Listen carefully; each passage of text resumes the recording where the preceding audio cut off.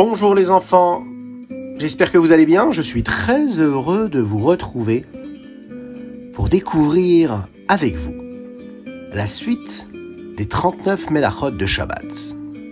Aujourd'hui, nous abordons le vif du sujet, les Melachot elles-mêmes. Commençons par Choresh, labourer, préparer le sol pour planter.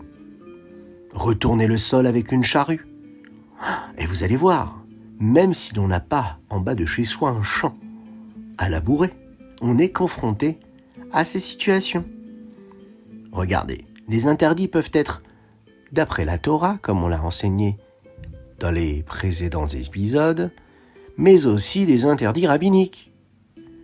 Creuser un trou pour planter, eh bien c'est interdit. Niveler un sol agricole, c'est interdit. Fertiliser le sol avant de planter, c'est interdit. Retirer les pierres d'un jardin, c'est interdit.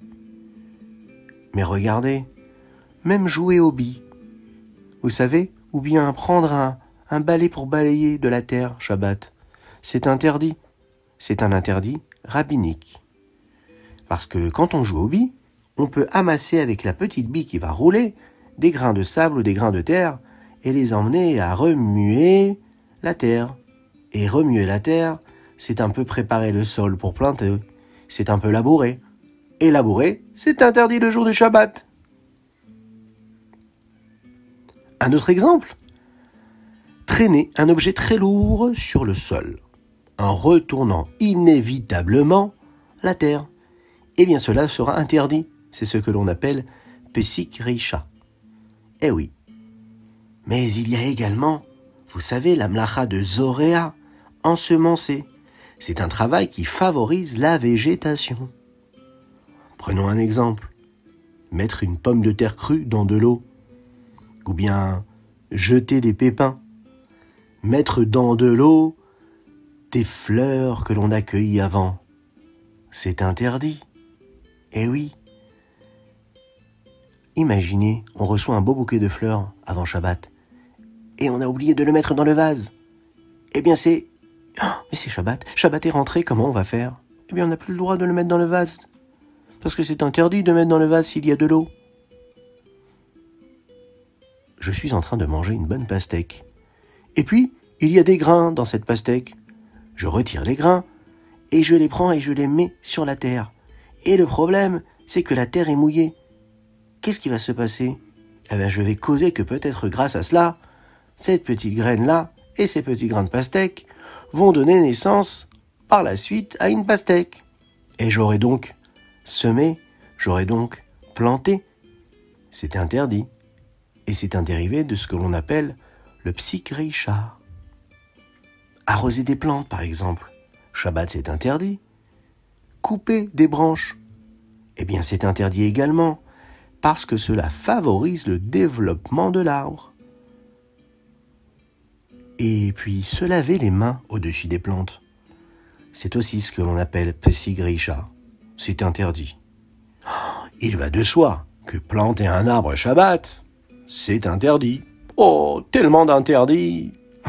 Mais vous savez les enfants, ces interdits-là ne sont que des belles choses. C'est ce qui nous permet de nous rapprocher d'Akadosh Baruch Hu, de nous sanctifier, de nous reposer le jour du Shabbat. Vous vous souvenez?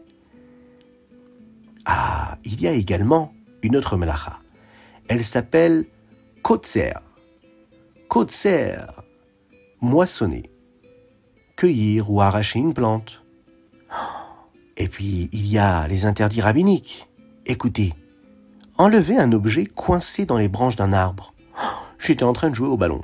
Et voilà que le ballon se met, il se loge entre deux branches, il est coincé. Je me mets à grimper pour essayer de libérer le ballon. Interdit le jour du Shabbat. Mais pourquoi? Mais parce que je risque de faire tomber une branche ou des feuilles qui vont s'arracher. Et regardez. Vous savez, la balançoire, on aime tous se balancer sur une balançoire. Il y a des balançoires qui sont directement attachées à l'arbre.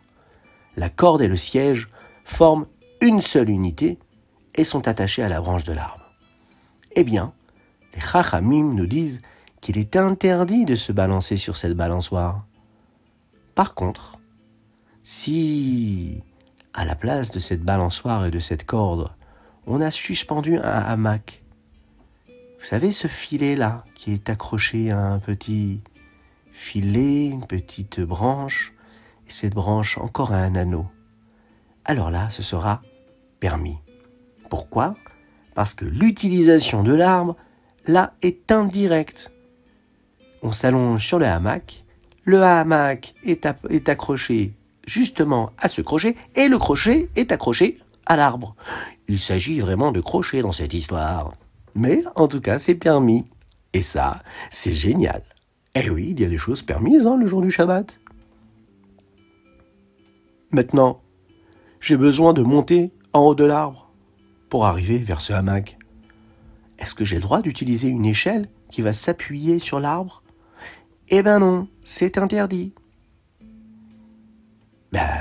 C'est comme s'agripper à un arbre et se servant de l'arbre pour faire autre chose. C'est interdit aussi, parce que je risque d'arracher une branche. Ou bien de suspendre un objet sur la branche d'un arbre. C'est aussi interdit. Je risque de faire tomber cette branche-là. Encore un exemple. Regardez. Si vous montez à cheval, ça vous arrive, vous, parfois ? Et puis vous êtes sur le cheval. Et quand vous êtes sur le cheval, vous avancez, et vous passez sous un arbre. Et schlac, vous risquez d'arracher une branche. Et ça, c'est interdit Shabbat. Ah, il y a encore autre chose. Vous en voulez des exemples ?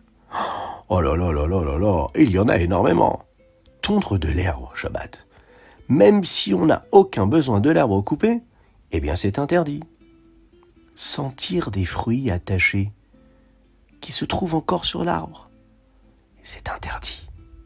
Parce que ça peut nous inciter à les cueillir pour les manger.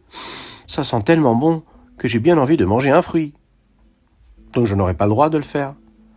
Cueillir un fruit aussi, c'est interdit. Et puis, vous savez, un pot de fleurs percé, lui, qui est considéré comme étant rattaché au sol. Vous savez, ces petites plantes-là, il y a des petits trous en bas du pot pour permettre de mettre de l'eau et que cette eau-là nous rattache justement au sol. Eh bien, c'est interdit. Vous savez pourquoi ? Parce que quand on le soulève, eh bien, on l'arrache du sol. C'est un peu comme enlever une fleur d'un pot qui n'est pas percée. Ce sera aussi interdit. Par contre, sentir des fleurs attachées ou d'autres plantes non comestibles, c'est-à-dire toutes sortes de plantes qu'on n'a pas l'habitude de manger, là on aura le droit de les sentir. Pourquoi ? Parce que l'on ne craint pas que l'on soit amené à arracher ou à cueillir cette fleur pour la manger. Voilà la différence. On peut par exemple rassembler des produits manufacturés. Par exemple, vous êtes à la maison et vous voulez vous amuser à rassembler des petits chapeaux ou des petits géos. Alors là, vous avez le droit de les ramasser. Empiler des fruits éparpillés quelque part, ça va être interdit. Des figues, vous savez, des figues qui sont toutes rassemblées avec un fil au milieu. C'est interdit de les rassembler Shabbat. Cela ressemble à quelle melacha ? À la melacha de mehamer, amasser. C'est l'interdit qui correspond à mettre des gerbes de produits naturels sur les lieux où ils poussent. Et ça ne s'applique qu'aux produits agricoles. Ah, nous avons vu pas mal d'exemples aujourd'hui, pas mal de définitions, et tout cela pour nous montrer comment le jour du Shabbat, on doit vraiment bien se reposer, assez important, étudier la Torah, chanter des émirotes, discuter, raconter des belles histoires de Shabbat, mais surtout, ne pas se fatiguer. Eh oui, restez tranquille et serein, profitez de la sainteté de Shabbat.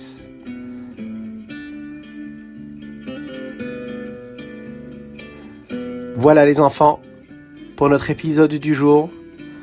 Je vous dis à très bientôt et je souhaite un très très très grand Mazal Tov dans cette dédicace à notre cher enfant qui lui s'appelle David Eliyahu. David Eliyahu fête ses 6 ans. Aujourd'hui, en cette magnifique date du calendrier hébraïque et cette dédicace provient de sa petite sœur Sarah. Voilà les enfants, je vous dis à très bientôt.